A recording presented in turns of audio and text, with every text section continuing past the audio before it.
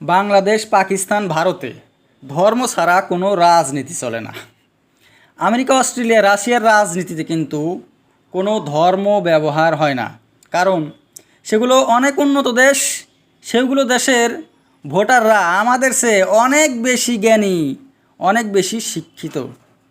ভারতে শাসন করে থাকা নরেন্দ্র মোদীর বিজেপি মাথা থেকে পাও পর্যন্ত হিন্দু পার্টি।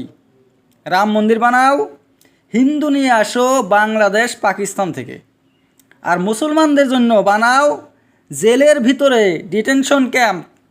মুসলমানদের নামাজ পড়া, গরু খাওয়া, হিজাব পরা, মাদ্রাসা বন্ধ করো।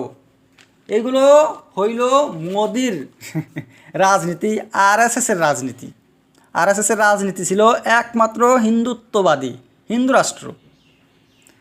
কিন্তু ভারতে মুসলিম পার্টিও আছে। মমতা ব্যানার্জি, আসাদুদ্দিন ওয়েসি, আসামের বদরুদ্দিন আজমল, এরা আবার কি মুসলিম লিডার। এদের পার্টিগুলো মুসলিম পার্টি।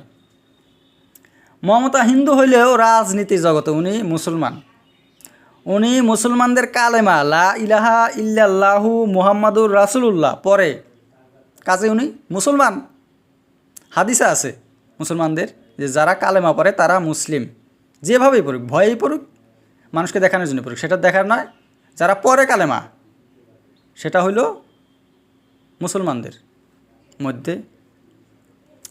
হিজাব পরে দোয়া করে মমতা ব্যানার্জি, হাত উঠিয়ে দোয়া করে মুসলমানদের মতো, যখন মুসলমানদের মধ্যে থাকে উনি।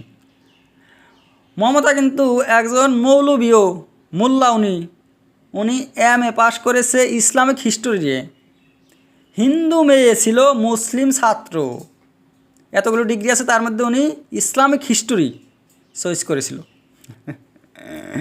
মোদির মতো হিন্দু নেতার বিরুদ্ধে মমতার মতো একজন মুসলিম নেতা খুব প্রয়োজনীয় ছিল ভারতে।